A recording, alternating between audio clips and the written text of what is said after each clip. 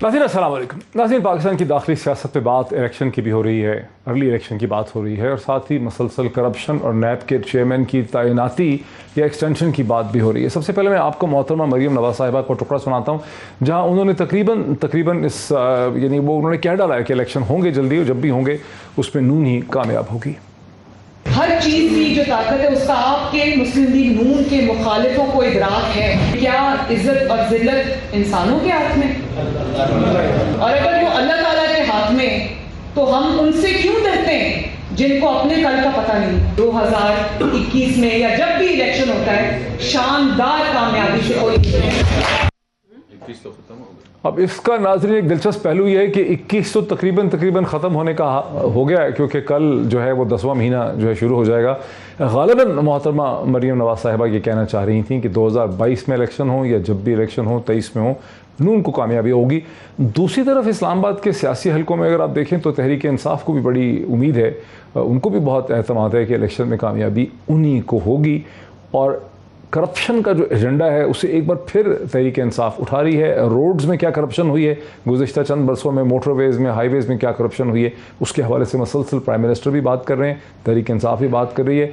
Information minister जनाब फवाद चौधरी साहब ने इस हवाले से क्या वजाहत की वो भी सुन रहे थे। मुझे नहीं समझ आती कि मुस्लिम लीग नून अपने करप्शन से हर वक्त चाइना को क्यों जोड़ना चाहती है। आप पावर प्लांट्स के ऊपर, प्रोजेक्ट के ऊपर बात होती है, वो कहते हैं अगर आपने इसमें इन्वेस्टिगेशन की तो इसमें जनाब अपना आप चाइना को मुलव्वस कर रहे हैं। शरीफ फैमिली की करप्शन का सी पैक से कोई ताल्लुक नहीं है। ये जो करप्शन है इसकी इन्वेस्टिगेशंस होंगी। सड़कों की करप्शन का भी इनसे ताल्लुक है, सी पैक से ताल्लुक नहीं है। और ये जो जोड़ना है फौज को और चाइना को हर अपनी करप्शन से इस ज़िमन में कि शायद हम इस तरह बच जाएंगे, ये एक बड़ा नामुनासिब रवैया है। खासी दिलचस्प बात की फवाद चौधरी साहब ने कि अगर सड़कें सीपैक के तहत बनी भी हैं, लेकिन उसके अंदर जो करप्शन हुई है उसका ताल्लुक सिर्फ नून खानदान के साथ है, सीपैक के प्रोजेक्ट के तहत बनने वाली सड़कों से नहीं है। बहरहाल ये एक अलग मसला है। जब बात करप्शन की होती है तो जिक्र में फिर जहन में नैब आता है और चेयरमैन नैब की मुद्दत ख़त्म हो चुकी है। नैब का ओरिजिनल जो गवर्निंग लॉ और ऑर्डिनेंस है 1999 का, वो ये कहता है कि चेयरमैन नैब की मुद्दत में एक्सटेंशन नहीं हो सकती।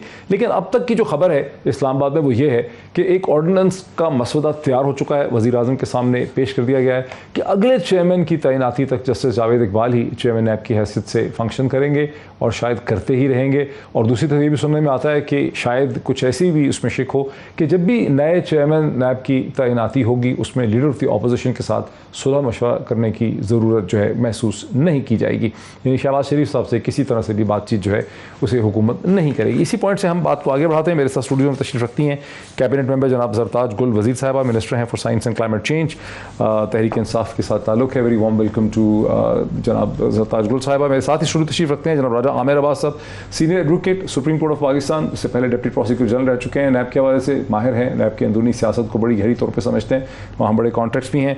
वेरी वार्म वेलकम टू राजा साहब। मुझे पाकिस्तान के प्रोमिनेंट जर्नलिस्ट जनाब सहाफ़ी मज़हर अब्बास साहब जो हैं वो एक वीडियो लिंक के जरिए कराची से ज्वाइन कर सकेंगे। Very warm welcome to all my guest once again. Zartaj Gul वज़ीर साहिबा, कितना क्यों खौफ है आपको अपोजिशन का, शहबाज शरीफ का, कि उनसे आपने मशवरा नहीं करना, जबकि सारे पाकिस्तान के अखबारात, इदारे, कॉलम सब कहते हैं कि करना ही चाहिए आपको? थैंक यू डॉक्टर साहब, thank you for inviting me. सबसे पहले तो ये कि आपने मरियम बाजी का एक स्लॉट चलाया, उन्हें कहा कि जी हमारे मुखालफिन, देखिए सबसे बड़ी मुखालिफ, सबसे बड़ी दुश्मन तो PMLN की मरियम बाजी खुद हैं। अच्छा, yeah she breaks things, I think she is unlucky for her own party. इनके बयानी की जंग है, इनकी वरासती जंग है, क्योंकि इनकी पार्टियां थोड़ी हैं, इनके तो गद्दी नशीनी है ना, बाप बेटा। फिर वो कह रही हैं कि हम ही कामयाब होंगे और बड़ी भारी अक्सरियत से कामयाब, जैसे गिलगित बल्तिस्तान में हुए, जैसे कश्मीर में हुए हैं, जैसे बाई इलेक्शन में हुए। वो बाई इलेक्शन गुजरावाला में कौन पुकारा था इंडिया को, कहता अगर धांधली हुई तो मैं इंडिया को पुकारूंगा, वह इन्हीं का ही वो था। सो बहरहाल ये जो भी बात करती हैं हमेशा उलट हो जाता है। और मैं तो कहती हूँ अच्छी बात है ये PMLN को लीड करें ताकि हम इलेक्शन जीत जाए। अच्छा, मैं आपको यही बात करने वाली। देखिए डॉक्टर साहब, पहले मैं PMLN के खौफ की बात कर लूँ। देखिए जब जिस पार्टी में ख़ुद अपना नज़रिया ख़त्म हो जाए ना, हमें उससे घबराने की ज़रूरत नहीं है।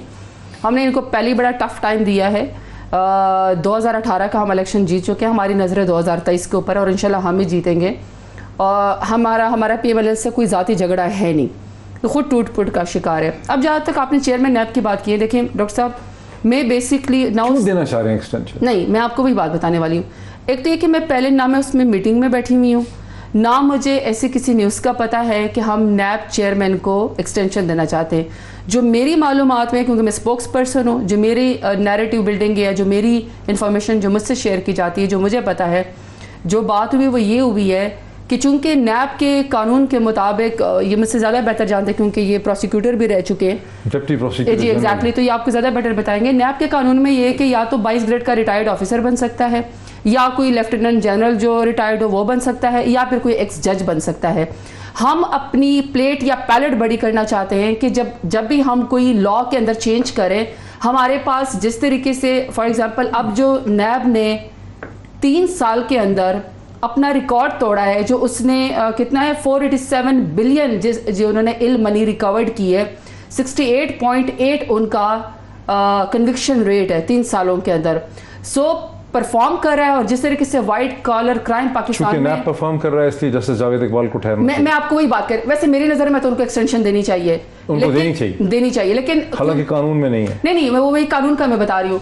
तो हम अगर कोई ऑर्डिनेंस भी लेकर आएंगे, या हम अपना कोई लॉ भी चेंज करेंगे, या हम उसमें कोई अमेंडमेंट भी करेंगे, हमारा बेसिक मकसद पर्सन स्पेसिफिक नहीं है। अच्छा। हम चाहते ही हैं कि जो इदारा 3 सालों में इतना ज़बरदस्त परफॉर्म कर रहा है, जो शख्स वहाँ पे, एक तो हमारे पास चॉइस बहुत ज़्यादा हो, दूसरा उसी तरीके से बहादुरी के साथ, कन्विक्शन के साथ, और जो इल गॉटन मनी है, या अभी भी जो चीज क्लियर नहीं हुई कि क्या चेयरमैन नैब को एक्सटेंशन देना चाहते हैं या बगैर मशावरत के नया चेयरमैन लाना चाहते हैं। मशावरत पे एक तो ये कि मैंने आपसे बताया कि मेरी नज़र से जो डिस्कशन गुजरी है वो ये गुजरी है कि अगर हम कोई चेंज करेंगे लॉ के अंदर, वो यही चेंज करेंगे कि हम लोग पर्सन स्पेसिफिक नहीं, हम अपना जो हमें चॉइसेस ऑफ पीपल है इन 2-3 के अलावा, जो मैंने आपको बताया, एक्स जज, एक्स लेफ्टिनेंट जनरल और रिटायर्ड जो 22 ग्रेड का ब्यूरोक्रेट है, इसके अलावा भी इसमें लोग आने चाहिए, नाम आने चाहिए।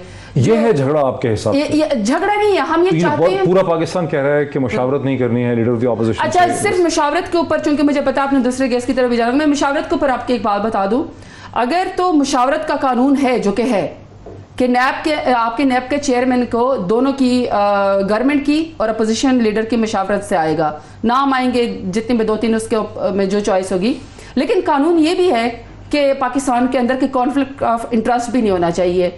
शहबाज शरीफ साहब के ऊपर इतने मुकदमात हैं, उनके ख़ानदान के ऊपर, इनकी बेगमात के ऊपर, इनके बच्चों के ऊपर, कि वो उनकी जो टिल्ट होगा, ये तो ऐसा है ना डॉक्टर साहब, वो ऐसा होगा कि आप किसी कातिल से पूछ लें कि तुमने कौन सा जज करना है। क्या आप किसी पाकिस्तान में किसी क्रिमिनल को, किसी कल्प्रिट को, किसी कानून तोड़ने वाले को या कातिल को आप ये चॉइस देंगे कि तुम अपनी मर्जी का? आप समझ रही हैं कि जो मुल्ज़िम है, जिस पे इल्जाम है, वो नहीं हो सकता। बल्कि मैं समझती हूँ this is a very good time for him कि आप मोरल्स के साथ डेमोक्रेसी में स्टेप डाउन हो जाए। कि मैं इस बात से स्टेप डाउन करता हूँ कि क्योंकि मेरा कॉन्फ्लिक्ट ऑफ इंटरेस्ट है शहबाज शरीफ साहब का, तो मैं इस प्रोसेस का हिस्सा नहीं बनता हूँ। आज बेचारे सीढ़ियों से भी फिसल गए। जनाब राजा आमिर अब्बास साहब, आपकी क्या इत्ला है कि क्या हुकूमत करना चाह रही है? हुकूमत ने तो कुछ समझाया नहीं ठीक तरह से। डॉक्टर साहब, आपने एक बड़ा अच्छा क्लिप चलाया आज, ये फवाद चौधरी साहब का, जिसमें उसने कहा कि करप्शन को चाइना से क्यों जोड़ा जाता है।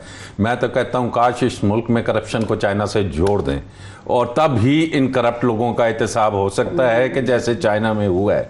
अदरवाइज इस स्नैप से आप करप्शन का एहतसाब भूल जाएं। इन्होंने कहा जी बड़े पैसे रिकवर कर लिए हैं, बड़े पैसे अमाउंट आ गया है। करप्शन जो अकाउंटेबिलिटी डजंट मीन कि आपने कुछ पैसे लोगों से किन से लिए, उन्हीं चोरों डाकुओं से जिन्होंने अरबों रुपए लिए हैं, आपने उसमें से 20% अगर रिकवर कर लिया है, मुझे पता है कि वो पैसे कौन से हैं, उसमें ज़मीनें हैं, उसकी मली डेवलपमेंट अथॉरिटी की हैं, उसके बाद बड़े बड़े लोगों ने कुछ पैसे दे दिए हैं, तो दैट इज नॉट एहतसाब। अकाउंटेबिलिटी मीन्स कि आपने एक एग्जाम्पल सेट करनी है, आपने लोगों को बताना है कि this is accountability, not recovery of money, कि ये शख्स ने इस मुल्क के पैसे लूटे हैं, इस शख्स को हम आपके सामने एक मिसाल बना रहे हैं। ये नहीं कि इस शख्स को हम दोबारा उन्हीं लूटे हुए फ्लैटों में, क्या अभी तक मुझे सवाल का जवाब नहीं मिल सका, आ रहा है आपके, उन्हीं लूटे हुए फ्लैटों में वापस जाने दे रहे हैं। ये अकाउंटेबिलिटी नहीं है। नैब की जहां तक बात है, नैब ने, आपने सुना होगा, इन्होंने कहा जी बड़ी अच्छी कारकर्दगी रही है। इन्हीं के बहुत से मैं आपको ऐसी बातें बता सकता हूं कि जिसमें इन्होंने कहा है कि नैब की प्रोसिक्यूशन वीक है, जिसमें इन्होंने कहा है कि नैब सही तरीके से परफॉर्म नहीं कर सकता, जिसमें बहुत से एलिगेशन, ना सिर्फ इन्होंने, इस मुल्क के 3 जो पुराने चीफ जस्टिस साहिबान गुजर चुके हैं, उन्होंने नैब को बुला के उनकी सजनिश की, क्या रेफरेंस या अकाउंटेबिलिटी। अच्छा, वो लेकिन एक बुनियादी सवाल है कि अगर इस मौके पे चेयरमैन नैब हट जाते हैं, उनको एक्सटेंशन नहीं मिलती है, तो फिर कंसेंसस से नया चेयरमैन लाना जो है वो खासा मुश्किल हो जाएगा, तकरीबन नामुमकिन हो जाएगा। उसके बारे में आपका क्या ख्याल है कि हुकूमत उसके बारे में जावेद इकबाल को जी आप कंटिन्यू करेगी? में आज से 3 माह पहले मैंने कहा था चेयरमैन नैब रिटायर हो रहे हैं, हुकूमत को आज से ही कानून साजी कर लेनी चाहिए, ऑर्डिनेंस को भूल जाए। और मैंने कहा था मुझे अंदेशा है कि जब उनके जाने में हफ्ता रह जाएगा तो इनकी आंख खुलेगी कि अब हमने करना क्या है और किस किस्म की कानून साजी करनी है। नया चेयरमैन नैब लाना चाहती है हुकूमत बगैर मशावरत के, या जस्टिस जावेद इकबाल को चलाना चाहती है? देखिए, बगैर मशावरत के there is no concept under the prevailing law. अगर नया ऑर्डिनेंस आ जाए कि मशावरत की जरूरत नहीं है, अगर नया ऑर्डिनेंस आ जाए, नैब में इससे पहले ये शिक मौजूद थी कि the president in consultation with the chief justice of Pakistan appoint कर सकते थे चेयरमैन नैब को, लेकिन वो बिल तो टेबल करें। बिल टेबल करने के लिए इन्हें पता है कि कितने रोज पहले देना पड़ता है, अभी तक नहीं उसके किया। बाद बिल टेबल नहीं किया। And the best course for rose them, क्या खबर लगती है कि द बेस्ट कोर्स इज कि ये उसमें तरमीम ले आए अपॉइंटमेंट ऑफ चेयरमैन के तरीकेकार में, रिमूव एंड रिप्लेस जोन सा है leader of the opposition with ABC, या even leader of the house को भी अगर आपने हटाना है, आप एक ऐसा तरीकेकार लाएं कि जिससे चेयरमैन नैब इंडिपेंडेंटली आ जाए। ठीक है। मजहर अब्बास साहब, पजल ये है, जो पजल है जिसको सॉल्व करना है, वो पजल ये है कि चेयरमैन नैब अगर चले जाते हैं, उनको एक्सटेंशन नहीं मिलती है, तो नए चेयरमैन नैब को अगर कंसेंसस करना है, मशावरत करनी है, तो वो तो बड़ा मुश्किल है कि PMLN के शहबाज शरीफ साहब, नवाज शरीफ में कोई, इमरान खान में कोई इतफाक हो जाए। तो इसलिए प्रपोजल ये है कि जस्टिस जावेद इकबाल को या तो एक्सटेंशन दी जाए, या ऑर्डिनेंस एक ऐसा लाया जाए कि शहबाज शरीफ से मशावरत किए बगैर एक नया जो है वो चेयरमैन नैब जो है उसकी तैनाती हो सके। आप किस तरफ हैं इस आर्गूमेंट के? शुक्रिया मोहित। मेरा ख्याल है दोनों बातें पर्सन स्पेसिफिक हैं। और देखिए, पहली चीज़ तो ये कि गवर्नमेंट को भी एक तरफ रखें, ऑपोजिशन को भी एक तरफ रखें। मैंने एज ए चेयरमैन नैब, अगर मेरी कोई बहुत अच्छी परफॉर्मेंस है, तो क्या ज़रूरी है कि मैं एक्सटेंशन का इंतज़ार करूं? क्या मैं ग्रेसफुली नहीं जा सकता? क्या मैं इनकार नहीं कर सकता कि नहीं, मैंने अपना काम कर लिया, जो भी करना था वो कर लिया, जो भी नया चेयरमैन आएगा वो इस काम को आगे बढ़ाए, अल्लाह खैर सल्लाह। यानी एक आदमी जो सुप्रीम कोर्ट का जज रह चुका हो, वो पता नहीं कितने कमीशंस के चेयरमैन रह चुके हों, अब वो पिछले 4 साल से चेयरमैन नैब रहे हैं, मतलब आप दूसरों के लिए स्पेस छोड़ते हैं। हमारे यहाँ पता नहीं ये क्यों बीमारी है कि हम एक्सटेंशन का इंतज़ार करते हैं कि एक्सटेंशन हो जाए ताकि मज़ीद 4 साल रह पाए उसमें। मेरी अच्छी परफॉर्मेंस यानी आपने होती कि जस्टिस जावेद इकबाल के ऊपर डाल दिया इखलाकी तौर पर कि उनको इखलाकी, आप उनको यानी ताना दे रहे हैं कि उनको इखलाकी तौर पर चले जाना चाहिए। आपका ये मोहित, बिल्कुल, मैं अगर कोई अच्छी परफॉर्मेंस करता हूं तो ये मेरी रिस्पॉन्सिबिलिटी है, मुझे ऐसा ही करना चाहिए, लेकिन इस वजह से नहीं करना चाहिए कि मुझे एक और एक्सटेंशन मिल जाए। मेरे ख्याल में ऐसा नहीं है। मैं नैब में आपको बता सकता हूं कि इनसे ज्यादा ऑनेस्ट आदमी लोग भी मौजूद हैं, इंटेग्रिटी वाले लोग भी मौजूद हैं नैब के अंदर, जिनको आप बना सकते हैं, और दूसरे लोग भी मौजूद हैं। आपको लोग नहीं मिल रहे क्या चेयरमैन नैब के लिए, कि आप इन्हीं को रखना चाहते हैं? अभी सुप्रीम कोर्ट के बहुत से जजमेंट्स उठा के देख लें नैब के हवाले से। मतलब मुझे नहीं, गवर्नमेंट, इमरान खान साहब का खुद ये विजन था कि एक्सटेंशन नहीं होनी चाहिए, एक्सटेंशन के खिलाफ है। फिर ऑपोजिशन कॉन्फ्लिक्ट ऑफ इंटरेस्ट ये बनता ही नहीं है। उसकी वजह क्या है? उसकी वजह यह है कि शहबाज शरीफ की मशावरत जो है, इसका ये मतलब नहीं कि शहबाज शरीफ अपॉइंट कर रहे हैं। अपॉइंटिंग अथॉरिटी अगर शहबाज शरीफ होते तो कॉन्फ्लिक्ट ऑफ इंटरेस्ट था, लेकिन आपने मशवरा लिया, आप उनके मशवरे से एग्री ना करें, आप कहें कि नहीं इस पे कंसर्न नहीं, लेकिन एक वीटो, लेकिन मज़हर साहब एक वीटो तो होगा ना। अगर 3 नाम होते हैं, 4 नाम होते हैं, कंसिडरेशन होते हैं, शहबाज शरीफ साहब से मशावरत होती है, तो फिर टेक्निकली तौर पर, प्रैक्टिकली तौर पर शहबाज शरीफ साहब को वीटो का तो हक होगा ना, वीटो कर सकते हैं। हाँ, तो उसका तरीका ये है, देखिए उसका तरीका ये है, अगर आपने फ़र्ज़ करें इस सिलसिले में कोई अमेंडमेंट लानी भी है तो आप पार्लिमानी कमीशन बना दें, उसके तहत आप कर लिया करें, क्योंकि ये याद रखें कि तहरीक इंसाफ आज गवर्नमेंट में, कल ऑपोजिशन में होगी, कल उनका लीडर ऑफ द ऑपोजिशन होगा। ऐन मुमकिन है कि वो वाली गवर्नमेंट कोई और अमेंडमेंट ले आए कि ऑपोजिशन से मशावरत ही ख़त्म हो जाए, क्योंकि आप एक ऐसी प्रेसिडेंट सेट कर रहे हैं। इखलाकी तौर पे आपकी बात मुझे समझ आ रही है, लेकिन सिचुएशनल एनालिसिस पे आपका क्या है रद्द-ए-अमल क्विकली ब्रेक से पहले, कि अगर जस्टिस जावेद इकबाल सपोज चले जाते हैं तो क्या फिर हुकूमत और ऑपोजिशन मिलकर एक चेयरमैन नैब ला सकेंगे अगले चंद हफ्तों में? क्यों नहीं ला? देखिए आप स्टार्ट तो करें ना। मैं फिर ये कह रहा हूं कि फर्ज करें नहीं हो पाता, फर्ज करें कंसेंसस नहीं हो पाता, आप या तो अगर आप ये एक्सटेंशन दे भी रहे हैं तो इसका पीरियड मुकर्रर कर दें कि हम अगले 6 हफ्ते में या 3 हफ्ते में या 2 हफ्ते में जो है 2 हफ्ते के लिए उनको एक्सटेंड कर रहे हैं। वो तो बात समझ में आती है, लेकिन ये बात इसमें है जनरलाइज करना। मुझे क्या पता कि 1 साल तक आपको नया चेयरमैन ना मिले, तो आप 1 साल तक जावेद इकबाल साहब से काम लें। ये जो है इसमें इंटेंशन ख़राब नज़र आ रही है, इसमें नीयत का फुकदान नज़र आ रहा है। आप क्या, मुझे नहीं पता ऑर्डिनेंस वो क्या लेकर आ रहे हैं, लेकिन जो बातें आ रही हैं, अगर वो ऑर्डिनेंस है तो वो पर्सन स्पेसिफिक है, वो चैलेंज हो सकता है और वो स्ट्राइक डाउन भी हो सकता है। ब्रेक मुझे लेने दीजिए मज़हर अब्बास साहब। नाज़रीन, मैं थोड़ा सा आपको एक अपडेट कर दूं, ब्रीफ कर दूं, क्योंकि खुल के उस तरह से एक स्ट्रेट डिस्कशन हो नहीं सकी। 3 पहलू हैं चेयरमैन नैब के इस वक्त सिचुएशन के। एक इखलाकी पहलू है कि जैसे कि मज़हर साहब ने कहा कि चेयरमैन नैब को कंटिन्यू नहीं करना चाहिए, वो इतने ओहदों पे फाइज रह चुके हैं। एक इसका कानूनी पहलू है कि तरीक़ाकार क्या होगा, क्या मशावरत के बगैर लाया जा सकता है, क्या उनको एक्सटेंशन दी जा सकती है। और फिर एक इसका पॉलिटिकल पहलू है, सिचुएशनल पहलू है कि अगर मशावरत करनी होगी, अगर उसी कानून के तहत होगी, तो हुकूमत और अपोजिशन में जिस किस्म के ताल्लुकात हैं, लीडर ऑफ द अपोजिशन में और लीडर ऑफ द हाउस में जिस किस्म के ताल्लुकात हैं, उनके दरमियान क्या कोई मीनिंगफुल मशावरत हो पाएगी, उसके नतीजे में क्या कोई कंसेंसस डेवलप कर पाएगा। ये वो 3 इश्यूज़ हैं जिस पर मज़ीद हम बात करेंगे एक ब्रेक के बाद। नाज़रीन, वेलकम बैक। नाज़रीन, वक्फे से पहले मैंने आपके सामने ये हकीकत रखी कि चेयरमैन नैब की तैनाती या उनकी रिप्लेसमेंट के हवाले से 3 बुनियादी किस्म के इशू हैं। एक इशू जो है वो, एक उसका जो आस्पेक्ट है वो खालिसन इखलाकी है कि जस्टिस जावेद इकबाल जो खासी देर से मुख्तलिफ कमीशन को हिट कर चुके हैं, चेयरमैन नैब भी हैं 4 बरस से 3 बरस से, उनको आगे कंटिन्यू नहीं करना चाहिए, रिटायर होकर घर जाना चाहिए और अपने नवासियों और दोतरे जो हैं उनके साथ बैठ के उनको वक्त गुजारना चाहिए। ये इसका इखलाकी पहलू है। दूसरा पहलू इसका जो है कानूनी है कि नैब का गवर्निंग जो लॉ है जिसके तहत नैब बनाई गई थी, उसमें चेयरमैन के ओहदे की एक्सटेंशन की गुंजाइश नहीं है, और अगर इसे ऑर्डिनेंस के जरिए गुंजाइश पैदा की जाएगी तो ऑपोजिशन का कोई ना कोई ज़रूर सुप्रीम कोर्ट में जाएगा और सुप्रीम कोर्ट ऐसे ऑर्डिनेंस को हो सकता है कि टर्न डाउन कर दे। ये इसके कानूनी किस्म की बहस है। तीसरा पॉलिटिकल इशू है।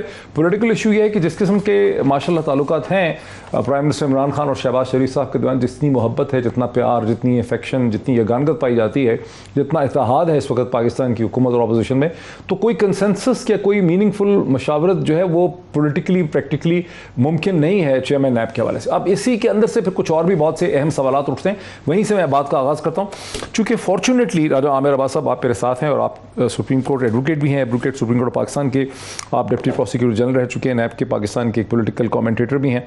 ये जो इस वक्त पाकिस्तान की हुकूमत और अपोजिशन में क्या है कि आपको कंसेंसस पैदा करना है चेयरमैन नैब के लिए, चीफ इलेक्शन कमिश्नर के लिए, इलेक्शन कमीशन के यानी जो उसके कमिश्नर्स हैं उनके लिए, ये दुनिया में कहीं और है, हिंदुस्तान में तो नहीं है कम अज़ कम। देखिए, ये कहीं दुनिया में ये इख्तियार नहीं दिया गया कि जो पॉलिटिकल पार्टीज़ हैं वो डायरेक्टली बैठें और आके, अब जो अपोजिशन होगी, यानी हुकूमत ने करना है। हुकूमत, देखिए ना अपोजिशन क्यों एक चीज़ चाहेगी, और पर्टिकुलरली जो पाकिस्तान का मौजूदा सिनेरियो है इसमें अगर आप देखें तो अपोजिशन वुड नेवर वांट कि नैब का नया चेयरमैन आए, दे वांट कि ये स्टैंड स्टिल हो जाए, नैब बगैर चेयरमैन के चलती रहे। कोई तो आप मुझसे एग्री करते हैं कि ये है अजीब बेतुका सा इसलिए है कि ये पहले नहीं था आपके कानून में, नैब ऑर्डिनेंस में ये नहीं था।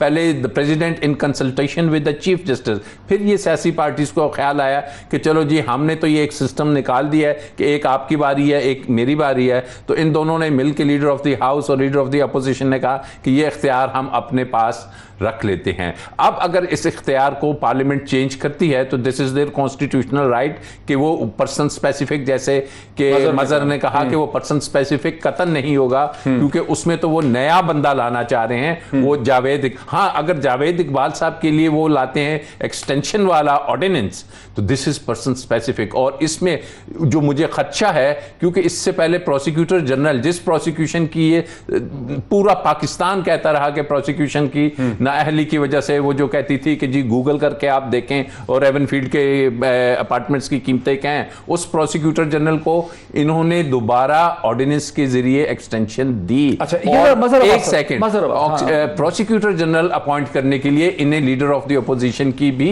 जरूरत नहीं थी, सिर्फ गवर्नमेंट का प्रेरोगेटिव था। क्या वजह थी? क्या आप हम दोनों से इत्तेफाक करते हैं कि ये जो मशावरत का सिलसिला रखा गया है कि इलेक्शन कमीशन हो या नैब का चेयरमैन हो या इस तरह एक दो कुछ और ओहदे हों, इसमें हुकूमत और अपोजिशन में कंसेंसस पैदा करने की जो शिकें यहाँ पाकिस्तान में पिछले 10, 15, 20 साल में डाल दी गई हैं, ये खासी अजीबोगरीब किस्म का ये सिलसिला है। बिकॉज इस वक्त दुनिया में गलबन 191 या 200 के करीब ममालिक हैं, किसी भी मुल्क में हुकूमत पर इस किस्म की कदर नहीं लगाई गई। देखिए, ऑल्टरनेट पे भी गौर कर सकते हैं ना। फर्ज करें जैसे अभी राजा आमिर अब्बास साहब कह रहे थे कि आप चीफ जस्टिस को उसमें इंगेज कर लें। सारा मसला हमारी अखलाकियात का है, सियासी अखलाकियात का है। अगर फेयर चीज़ हो तो शायद इलेक्शन कमीशन के बारे में भी यही होता है ना कि चेयरमैन इलेक्शन कमीशन मिलकर लाते हैं और फिर उसके मुखालिफ हो जाते हैं, खुद ही लेकर आते हैं, खुद ही मुखालिफ हो जाते हैं उसके, अगर आपको सूट नहीं कर रहा होता। लिहाजा ये चीज़ तो फेल हुई है। ये तजुर्बा नाकाम हुआ है इलेक्शन कमीशन वाले मामले में भी और इस वाले मामले में भी। ज़्यादा बेहतर केयर टेकर गवर्नमेंट के मामले में है कि अगर कंसेंसस नहीं बनता, पार्लिमानी कमेटी में भी नहीं बनता, तो फिर वापस वो चला जाता है और उसमें आप फैसला करते हैं, खुद जो है वो गवर्नमेंट फैसला कर सकती है। मेरा ख्याल है कि इसको रिविज़िट करना चाहिए, लेकिन रिविज़िट करने के लिए आप एक्सक्लूसिवली गवर्नमेंट का इख्तियार भी नहीं दे सकते।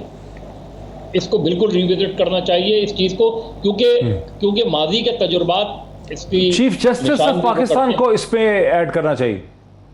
चीफ जस्टिस ऑफ पाकिस्तान को कर लें आप, इसमें जो है मशावरत, फर्ज करें मशावरत के लिए कोई कमीशन बना दें, जुडिशल काउंसिल को दे दीजिए जी, ये पूरा लीडर ऑफ द हुकूमत को भी हटा दें। चले, ये अच्छा हुआ, ये चले, ये अच्छा, आपने भी इस पे कम से कम हमसे कंसेंसस कर लिया है कि इसको रिविजिट करना चाहिए इस कानून को। जनाब मोहतरमा जरदाज गुल, आपकी क्या इस पे थिंकिंग है कि हुकूमत और अपोजिशन के दरमियान पाकिस्तान 191 मुल्क हैं दुनिया की, कहीं पे इस किस्म का बेतुका नहीं बनाया, तो इसको ख़त्म होना चाहिए? पहले जो आपके पहले सेगमेंट में इन्होंने आमिर साहब ने एक बात की कि ये कौन सा लॉ आपको कहता है कि आप उनसे पैसे ले लें और वही लोग फिर उन्हीं पोस्टों के ऊपर बैठे होते और कोई सज़ा नहीं मिलती। I totally agree with him. वो बेसिकली प्री बारगेन की तरफ इशारा कर रहे हैं कि ऐसे भी हमारे पास ब्यूरोक्रेट्स हैं, ऐसे भी हमारे पास ऑफिसर्स हैं जिन्होंने प्री बारगेन लेकर उसी पोजीशन के ऊपर सज़ा कोई नहीं मिली या तो उसका कुछ परसेंट जाके वापस कर दिया, तो जो क्राइम था वो अपनी जगह पे खड़ा रहा। तो वैसे मैं इनको बता दूं कि पॉइंट आउट उन्होंने सही किया है, पब्लिक ऑफिस नहीं ले सकते जी, लेकिन अभी जो हम बड़ी एक्सटेंसिव जो हमारी लॉ मिनिस्ट्री ने क्रिमिनल लॉ जस्टिस रिफॉर्म्स जो हम लोगों ने परसों में हमें लॉ मिनिस्टर साहब ने उसके ऊपर बड़ी अच्छी ब्रीफिंग दी हुई है, उसके अंदर हम इस इशू को एड्रेस कर रहे हैं। जो इशू को, ये जो क्रिमिनल लॉ के प्ली बारगेन में सजा होगी, वो तो एक अलग चीज पे चली गई। नहीं, मैं सिर्फ आपकी बात ये इन्होंने कहा तो मैंने कहा मैं इसको एड्रेस कर दूं। सेकंड मैं आपकी बात कह दूं क्योंकि मैं मज़हर साहब की बात सुन रही थी। इन्होंने कहा कि अखलाकियात का इशू है या हमारी इंटेंशन का इशू है। देखिए, अगर तो हमारी इंटेंशन का इशू होता, हमारी बदनीयत ही होती मुल्क की, तो प्राइम मिनिस्टर साहब को आपने कहा ना कि कितना को मोहब्बत का रिश्ता है गवर्नमेंट में और अपोजिशन के अंदर, तो ना भी हो मोहब्बत का रिश्ता, तो प्राइम मिनिस्टर साहब ने क्यों शहबाज शरीफ साहब को या अपोजिशन लीडर को ख़त लिखा कि जो आपने अभी 2 मेंबर जो आपने इलेक्शन कमीशन के चूज़ करने हैं, जो कि एक पंजाब से आना है और एक KP से आना है, उसके लिए मुशावरत उन्होंने क्यों की है? तो इसका मतलब है कि हमारी इंटेंशन में कोई इशू नहीं है, हम वहाँ पे मशवरा करें।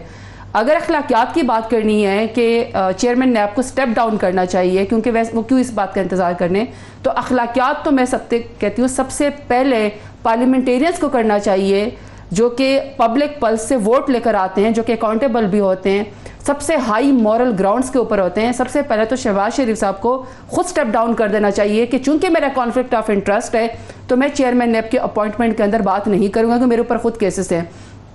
अगर आपने यही मयार दूसरे के लिए वो करना कहेंगे है कि मैं तो मुझ पर तो सिर्फ इल्ज़ाम है, पॉलिटिकली मोटिवेटेड है, कन्विक्शन तो मेरी हुई कोई नहीं। अच्छा चले, वो तो अगर पाकिस्तान का तो अनफॉर्चुनेटली शरीफ फैमिली ना कोई कानून मानती है, ना कोई आईन मानती, ना कोई दस्तूर मानती, ना कोई रिवायत मानती है।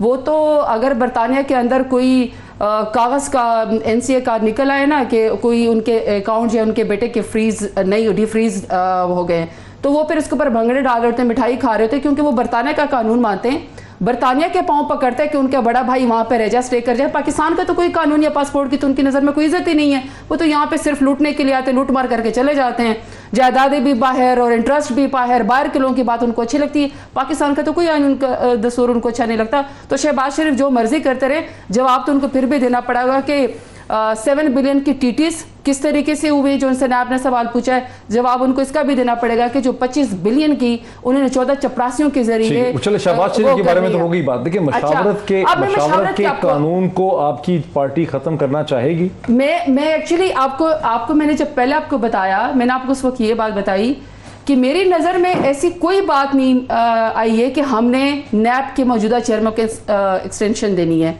मेरी नज़र में जो बात जो डिस्कशन में आई है वो ये आई है कि हम इस तरह के कार को बदलना चाहते हैं। Rightly point out by him कि या तो ये कि आपकी मुकमुका वाली आपस में पार्टियां हो कि एक बारी तुम एक बारी मैं, तो फिर तो आप इलेक्शन कमिश्नर को भी अपॉइंट करें, आप नेप के चेयरमैन को भी अपॉइंट करें, और अपनी मर्जी का बंदा जो मेरी अकाउंटेबिलिटी ना करे, मुझसे पूछे भी ना मैंने क्या लूट मार की है। लेकिन अगर आपका मुकाबला एक ऐसी पार्टी के साथ हो जो आपसे पूछे कि आपने मुल्क के पैसे क्यों लूटे हैं, तो आपका कंसेंसस तो होगा ही नहीं। तो पुरानी टिपिकल पार्टियों को जो स्टेटस को जिन्होंने मुकमुका करना था, बंदर बांट करने थी कि पाकिस्तान के लोग भूल जाएंगे, तो आप पाकिस्तान के लोग भूलते नहीं है। सो हम इसी के ऊपर तो काम कर रहे हैं, ये गवर्नमेंट का काम है, ये तो कोई तरीका नहीं है। कार में तब्दीली लाना चाहते हैं कार में, तो हम पर्सन स्पेसिफिक कोई लॉ नहीं लेकर आ रहे। और अगर अखलाकी जवाज के अलावा कानूनी जवाज भी ढूंढना है, डेमोक्रेसी है, मेजॉरिटी इज अथॉरिटी, हमारे 178 वोट्स हैं, हम लेकर आएंगे लॉ लेके आएंगे, फिर उसको जॉइंट पार्लियामेंट्री सेशन से हम ले आएंगे लॉ। हमें कानून से कौन रोक सकता है? मुश्तरका जो इजलास होगा वहां उसमें भी ले आएंगे, उसमें भी ले आएंगे। इसके अलावा भी जिसकी हुकूमत थी उसमें लॉ पार्लियामेंटेरियन से कानून का करेंगे, हमारी मेजॉरिटी हम लेकर आएंगे। अगर हुकूमत नेशनल असेंबली से एक कानून को ले आती है, उसको पास करवा लेती है और उसको फिर मुकर्रर मुद्दत में जॉइंट पार्लियामेंट्री सेशन से भी करवा लेती है, फिर भी उसे सुप्रीम कोर्ट में चैलेंज किया जा सकता है। ऐसे देखिए, wisdom of the parliament can not be challenged, सिर्फ ऑर्डिनेंस चैलेंज हो सकता है अनलेस एंड अनटिल कि जनाब वो आपके आइन की जो बेसिक चीज़ है कि आइडियोलॉजी ऑफ पाकिस्तान या इस्लामिक उसके या फंडामेंटल राइट्स के खिलाफ है। अदरवाइज जो पार्लियामेंट कानून साजी कर लेगी, इफ दे डिसाइड कि जी इसमें लीडर ऑफ द अपोजिशन ने नहीं होना है तो नहीं होना। Here is a way forward. It cannot be changed. Here is a way forward. Obviously, हुकूमत, that's what I've been saying.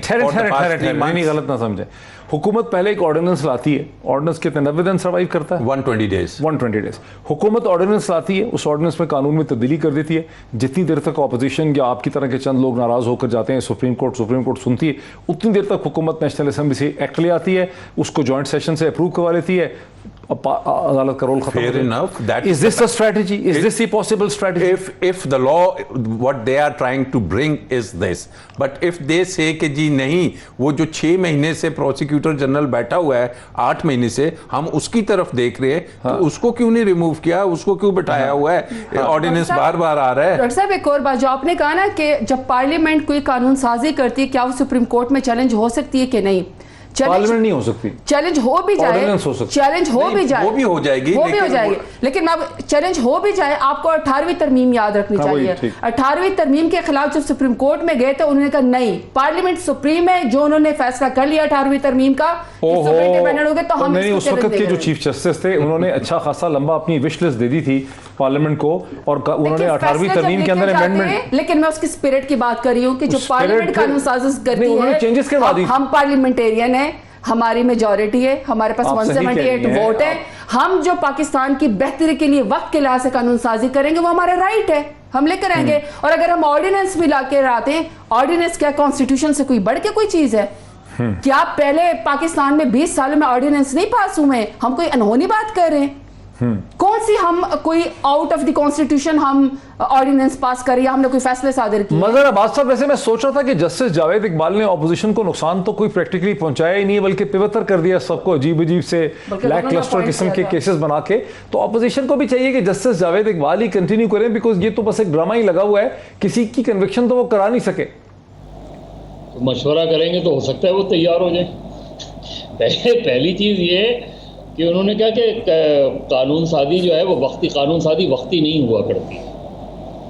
कानून जब आप बनाते हैं तो ये याद रखें, आप बना लें जो भी कानून आपका, आप मेजॉरिटीज अथॉरिटी आप बना लें कोई भी कानून, एक चीज़ हमेशा याद रखिएगा और माजी से सबक सीखें कि जब आप गवर्नमेंट ऑफ द डे होती है, जब वो अपनी पसंद के कानून बनाती है तो कल वो कानून उसे हर्ट करते हैं जब वो अपोजिशन में होती है। यही प्रॉब्लम पाकिस्तान की पॉलिटिकल पार्टीज़ का रहा है कि जब वो अपोजिशन में होते हैं तो उनका नैरेटिव कुछ और होता है, जब वो गवर्नमेंट में आते हैं तो उनका नैरेटिव कुछ और होता है।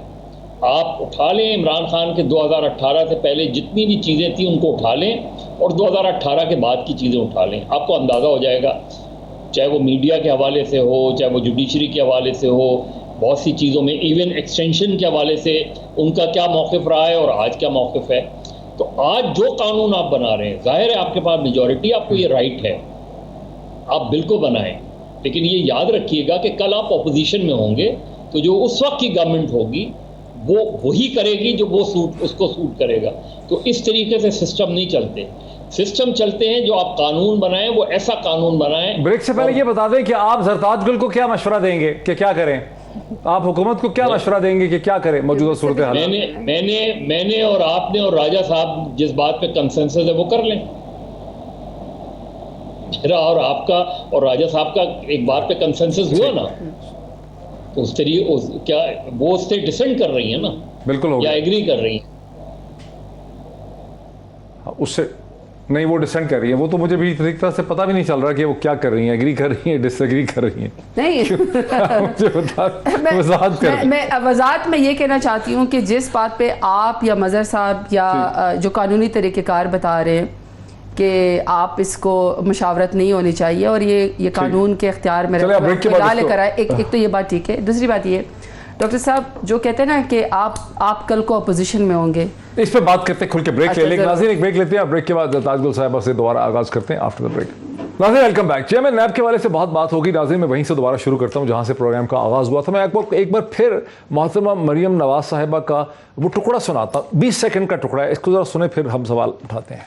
हर चीज की जो ताकत है उसका आपके मुस्लिम लीग नून के मुखालिफों को इदराक है। क्या इज्जत और जिल्लत इंसानों के हाथ में, और अगर वो अल्लाह ताला के हाथ में, तो हम उनसे क्यों डरते हैं जिनको अपने कल का पता नहीं। 2021 में या जब भी इलेक्शन होता है शानदार कामयाबी से कोई जो मुहावरे उन्होंने बोले वो तो अपनी जगह पे है, लेकिन आखिरी 5 सेकंड में जो उन्होंने बात की उससे ये बात वाज़ेह हो जाती है कि पाकिस्तान के तमाम सियासी, समाजी और जो मीडिया के हलके हैं उन्होंने ज़हनी तौर पे ये बात एब्जॉर्ब कर ली है कि इलेक्शन 2023 के बजाय उससे पहले भी हो सकते हैं, 2022 में भी इलेक्शन हो सकते हैं।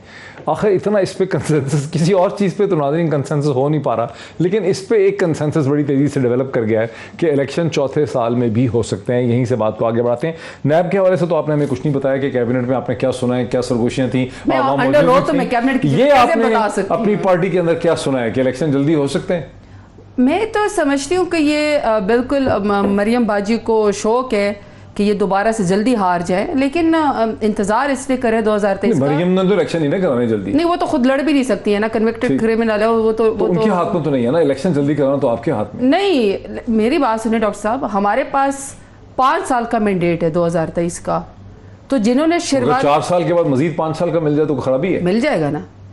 हम लोग अभी 4 साल के बाद 2023 में जब हम इलेक्शन के अंदर आएंगे तो हमने इनकी तरह चोरी 2023 में आएंगे, 22 में नहीं आएंगे। सारे कान खोल के सुन लें। अच्छा। 2023 तक का हमारा मैंडेट है, इलेक्शन 2023 के अंदर होंगे। जिन्होंने शेरवानियां सिलवाई हैं वो उसको वापस रख दें स्टोर रूम में, क्योंकि अगला इलेक्शन भी पाकिस्तान तहरीक इंसाफ का है। ना हमने करप्शन की है, ठीक, ना हमने चोरी की है, ना हमने मनी लॉन्ड्रिंग की है।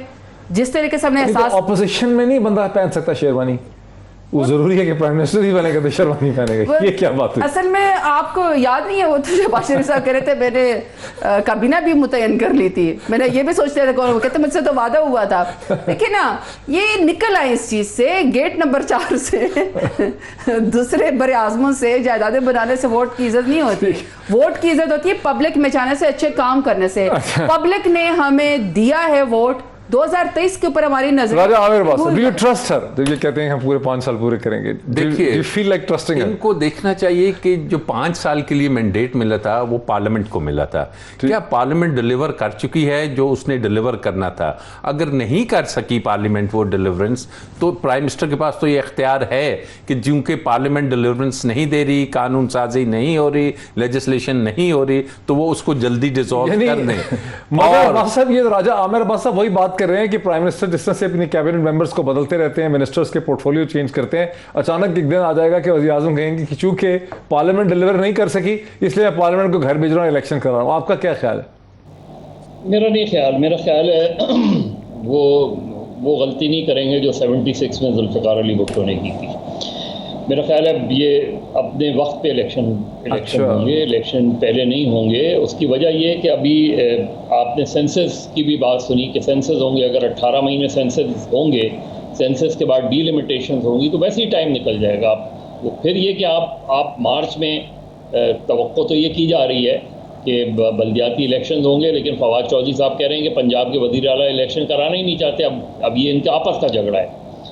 ये गवर्नमेंट का स्पोक्समैन ये कह रहा है कि chief minister of Punjab local bodies election नहीं कराना चाहते।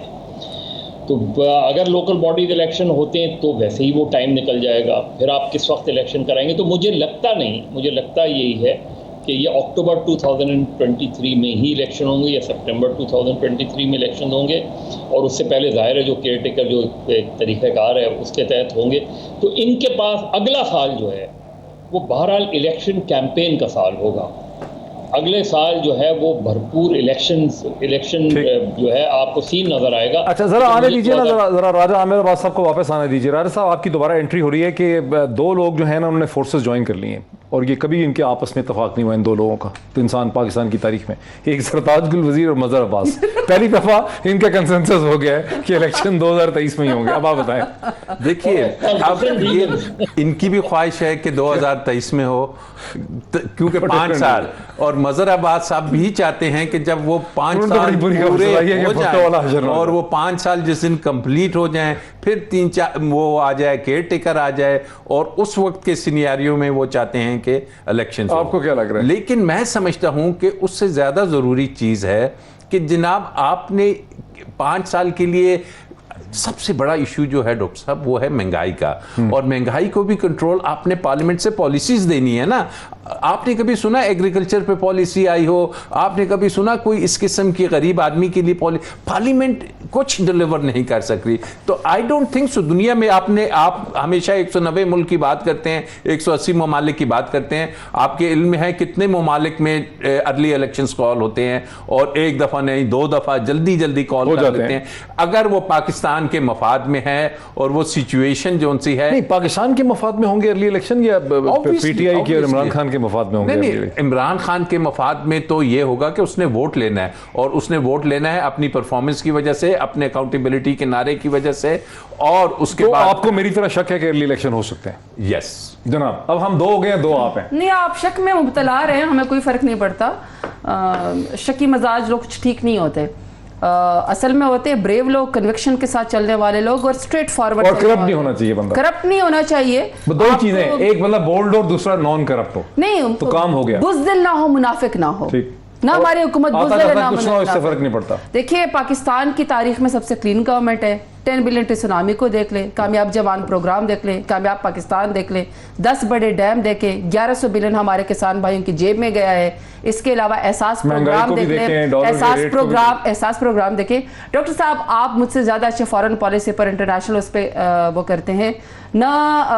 पेट्रोल की कीमत हमारे हाथ में है, ना डॉलर की कीमत हमारे हाथ में है। इतना तो आपने इंटरनेशनल चीजें पढ़ी, इतना तो मुझे से यंगस्टर को भी पता है कि ये चीजें हमारे हाथ में नहीं। हमारे हाथ में क्या है? हमारे हाथ में ये कि 260 अरब विवाहों को, यतीमों को हम एहसास कैश प्रोग्राम दे दें।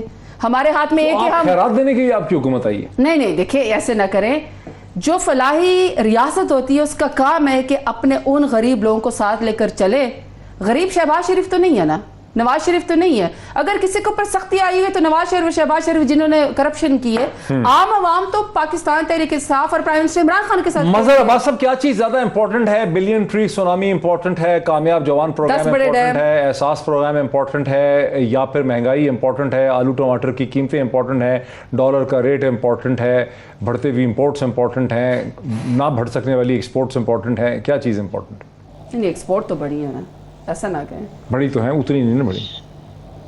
देखिए, इन्होंने सारी बातें की, लेकिन इनको ये नहीं, मैं बिल्कुल सोच में नहीं पड़ता हूँ, मैं बहुत क्लियर आदमी हूँ। इनको जो इनके दौर में खुद इनकी अपनी इंक्वायरीज हैं, आप तो ये साबित सोच के बगैर ही बोलते। नहीं, मैं सोच के बगैर नहीं बोलता हूँ, लेकिन मैं क्लियर होता हूँ अपनी सोच में। तो चीज़ ये है कि वो भी हुए, दवाओं का स्कैंडल मैंने तो नहीं बनाया था, BRT में जो चीज़ें हुई हैं मैंने तो नहीं की थी, खैबर पख्तूनख्वा के एहतसाब कमीशन की जो वो है वो मैंने तो नहीं की थी, जो गंदम और इसकी इंक्वायरीज़ हैं ये मैंने तो नहीं की थी। तो ये इसमें कहीं ना कहीं गड़बड़ हुई है ना इन चीज़ों में। आज भी दवाओं का स्कैंडल अपनी जगह कायम है। खुद उस वज़ीर को उठा के आपने पार्टी हवाले कर दी। हैरान कुन बात है कि आपने मिनिस्टर को हटा के उसको पार्टी दे दी आपने। महंगाई एक आम आदमी के लिए इसलिए इंपॉर्टेंट होती है डॉक्टर साहब सारी चीजों में। देखिए, आज से 1 साल बाद अगर कीमतें जो हैं वो आसमानों को छू रही होंगी तो इनकी गवर्नमेंट का कोई जवाब जो है वो नहीं चलेगा। उसकी वजह यह है कि अगर आपने जितने भी पैसे, बिल्कुल सही कह रहे हैं, वक्त मजहर साहब बिल्कुल सही कह रहे हैं आप, लेकिन वक्त मेरा खत्म हो गया। नाज़रीन, मजहर अब्बास साहब का भी, जरदाद गुल साहिबा का भी और जनाब राजा आमिर अब्बास साहब का भी शुक्रिया। बाकी ये कि एक चीफ मिनिस्टर के बारे में हम सुन रहे हैं कि वो कहीं चाह रहे हैं 2-3 दिन में। अब देखें 2-3 दिन के बाद पता चलता है कि कौन से चीफ मिनिस्टर कहीं जाने वाले हैं, ये पता चलेगा 2-3 दिन में। आज इतना ही, फिर आपसे मुलाकात होती।